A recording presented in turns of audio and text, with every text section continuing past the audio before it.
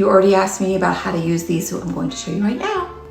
Okay, this is that new oil that I just started using. It's really beautiful. I find you want a little bit more slip when using cups than a gua sha stone, just because of the suction. You don't want to end up with like little hickeys on your face. Not cute.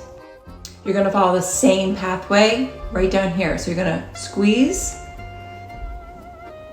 down, squeeze, down.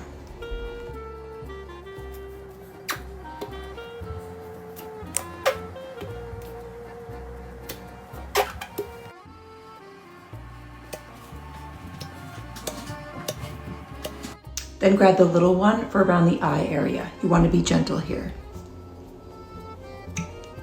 Squeeze.